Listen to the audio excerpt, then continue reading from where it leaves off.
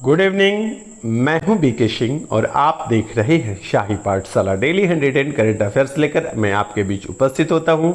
तो आइए शुरू करते हैं। आज है 7 जुलाई और पेज संख्या है 117। प्रत्येक दिन मेरा करंट अफेयर्स मॉर्निंग में आया करता था, लेकिन आज किसी कारणवश यह इवनिंग में प्रस्तुत किया जा रहा है। तो आइए शुरू करते हैं।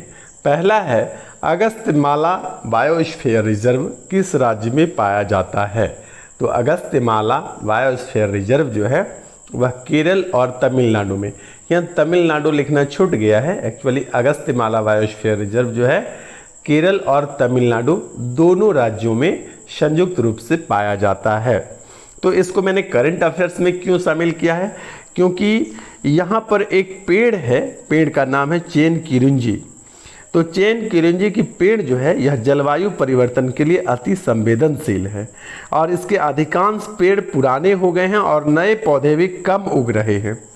चेन किरुंजी के पेड़ में औषधीय गुण होते हैं और इसका उपयोग रक्तचाप को नियंत्रित करने के लिए किया जाता है और दूसरा इसका उपयोग जो है गठिया के इलाज के लिए भी किया जाता है। और हाल के दिनों में क्या हुआ है कि इसकी जो नई प्रजनन क्षमता है या उपज कहिए, नए पेड़ उगने का कहिए, वो बहुत कम हो गया है। तो इसलिए जो है कि यह चर्चा का विषय हो गया है। साल 2016 में इसे यूनेस्को की लिस्ट में भी शामिल किया जा चुका है। तो इस प्रकार से ध्यान रखिएगा। अगस्त्यमाला बायोस्फीयर रिजर्व किस राज्य में स्थित है? लिखा हुआ है सिर्फ केरल, लेकिन केरल और तमिलनाडु दोनों राज्य में स्थित है। आइए नेक्स्ट प्रश्न है। हाल ही में केंद्रीय मंत्री डॉक्टर जितेंद्र सिंह ने अकादमिक उत्कृष्टता हेतु लोक प्रशासन के क्षेत्र में डॉक्टर राजेंद्र प्रसाद स्मृति पुरस्कार की घोषणा की है। ध्यान देने योग्य बात है कि किसकी घोषणा की है? तो लोक प्रशासन के क्षेत्र में डॉक्टर राजेंद्र प्रसाद स्मृति पुरस्कार की घोषणा की है। किसने घोषणा किया है? तो केंद्रीय मंत्री हैं डॉक्टर जितेंद्र सिंह, उन्होंने घोषणा किया है। ठीक है, ये ध्यान रखिएगा।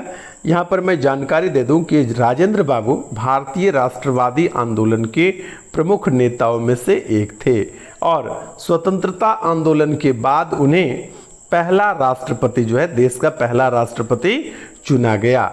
डॉक्टर राजेंद्र बाबू को साल 1962 में भारत रत्न से सम्मानित किया गया था। आइए नेक्स्ट चलते हैं। नेक्स्ट है हमारा प्रसिद्ध चार मीनार मंदिर किस राज्य में स्थित है? आपको लग रहा होगा कि यह हिस्ट्री या ज्योग्राफी का प्रश्न है, लेकिन इसको करंट अफेयर्स में मैंने क्यों शामिल किया है, इस बात पर भी चर्चा करेंगे। तो प्रसिद्ध चार मीनार मंदिर किस राज्य में स्थित है? तो चार मीनार मंदिर जो है हैदराबाद में स्थित है। चार मीनार मंदिर कहाँ स्थित है? हैदराबाद में स्थित है। हाल ही में यूपी के मुख्यमंत्री श्री योगी आदित्यनाथ ने श्री भाग्यलक्ष्मी मंदिर में पूजा अर्चना किया।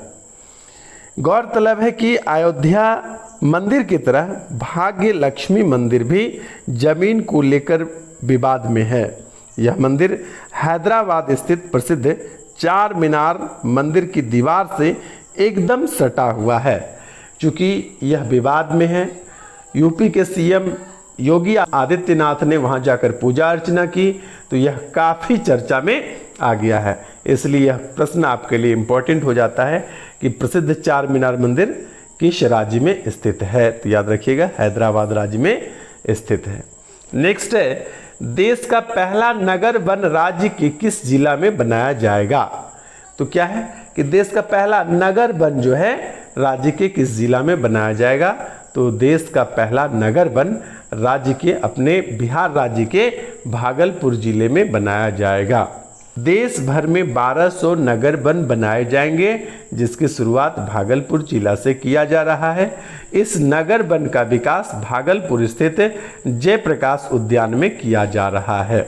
आइए नेक्स्ट है, हाल ही में स्टार्टअप स्कूल इंडिया यानी SSI नामक एक पहल की शुरुआत की घोषणा किसने किया है? तो स्टार्टअप स्कूल इंडिया नामक एक नए पहल की शुरुआत की घोषणा गूगल ने किया है। किसने किया है? गूगल ने किया है। स्टार्टअप स्कूल इंडिया यानी SSI नामक एक नए पहल की शुरुआत की घोषणा जो है गूगल ने किया है। आइए नेक्स्ट प्रश्न है, गणित का नोबेल पुरस्कार कहे जाने वाले फील्ड मेडल पुरस्कार 2022, इसको मैं बार बार बोलूं कि फील्ड मेडल पुरस्कार 2022 बहुत इंपॉर्टेंट प्रश्न है की घोषणा की गई है। गणित का नोबेल कहे जाने वाले फील्ड मेडल पुरस्कार 2022 की घोषणा की गई है। यह पुरस्कार 4 लोगों को दिया गया है। सबसे ज़्यादा इंपॉर्टेंट नाम है आपके लिए यूक्रेन की गणितज्ञ मैरिना वियाजोवस्का। ठीक है, मैरिना वियाजोवस्का, ये यूक्रेन की है। ये नाम आपके लिए ज़्यादा इंपॉर्टेंट है। और कौन है? फ्रांसीसी गणितज्ञ ह्यूगो डोमिनिल और केपिन। उसके बाद कोरियाई अमेरिकी गणितज्ञ हैं जून। इन चारों को प्रदान किया गया है। तो यह आपके लिए काफ़ी इंपॉर्टेंट प्रश्न हो जाता है, याद रखिएगा। और यह भी याद रखना है आपको कि गणित का नोबेल किसे कहा जाता है, तो फील्ड मेडल को गणित का नोबेल कहा जाता है। यहाँ पर आपको चारों व्यक्ति के नाम याद रखने हैं, लेकिन यूक्रेन की गणितज्ञ मैरिना वियाजोवस्का का नाम याद रखना है, क्योंकि 4 में से एकमात्र महिला है, यूक्रेन की गणितज्ञ है, जिसे जो है कि फील्ड मेडल प्रदान किया गया है। आइए नेक्स्ट है आपका स्पेडेक्स, SPADEX, स्पेडेक्स किस देश से संबंधित है? स्पेडेक्स यानी स्पेस डॉकिंग एक्सपेरिमेंट किस देश से संबंधित है? तो स्पेस डॉकिंग एक्सपेरिमेंट का संबंध जो है वह भारत से है। स्पेस डॉकिंग एक्सपेरिमेंट का संबंध किससे है? यह भारत से है।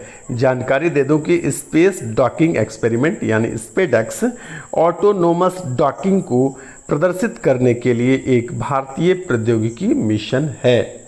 आइए नेक्स्ट प्रश्न है, हाल ही में राष्ट्रीय खाद्य सुरक्षा अधिनियम यानी NFSA के लिए राज्य रैंकिंग सूचकांक का पहला संस्करण जारी किया गया है।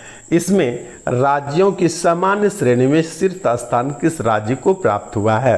तो इसमें राज्यों की रैंकिंग में शीर्ष स्थान ओडिशा को प्राप्त हुआ है। कौन सा रैंकिंग है?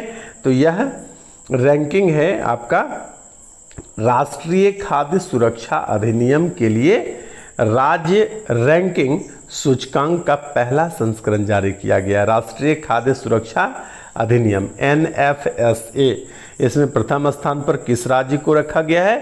तो ओडिशा को प्रथम स्थान प्राप्त हुआ है। आइए नेक्स्ट है, सभी बोर्ड परीक्षा और परिणाम संबंधी गतिविधियों को सुव्यवस्थित करने के लिए परीक्षा संगम नामक एक नए डिजिटल पोर्टल को किसने लॉन्च किया है? तो इस नए डिजिटल पोर्टल परीक्षा संगम को केंद्रीय माध्यमिक शिक्षा बोर्ड यानी CBSE ने जारी किया है। CBSE का मुख्यालय कहाँ पर है? इसका मुख्यालय है नई दिल्ली में। फिर से सुन लीजिए कि सभी बोर्ड परीक्षा और उसके परिणाम से संबंधित गतिविधियों को सुव्यवस्थित करने के लिए क्या नाम है? परीक्षा संगम नामक डिजिटल पोर्टल को लॉन्च किया है।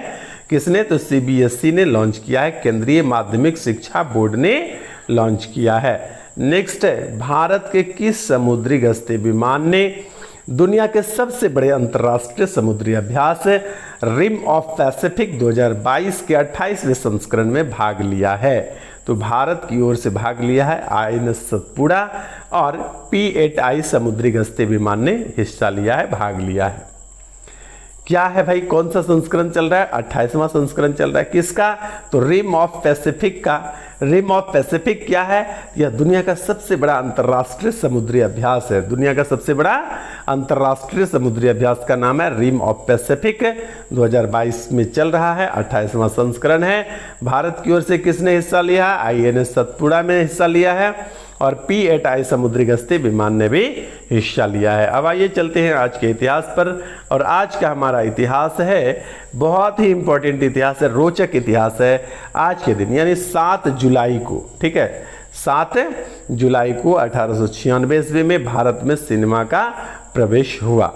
मुंबई के वाटसन होटल में, किस होटल में? वाटसन होटल में ल्यूमियर बंधुओं ने फिल्मों का पहली बार प्रदर्शन किया था। ल्यूमियर बंधुओं ने फिल्मों का पहली बार प्रदर्शन किया था। किस होटल में किया था? वाटसन होटल में किया था। कहाँ में किया था? मुंबई में। और कब किया था? 1896 ईस्वी में। तो ये था हमारा आज का करंट अफेयर्स। बने रहिए शाही पाठशाला के साथ। आज के लिए इतना ही, धन्यवाद।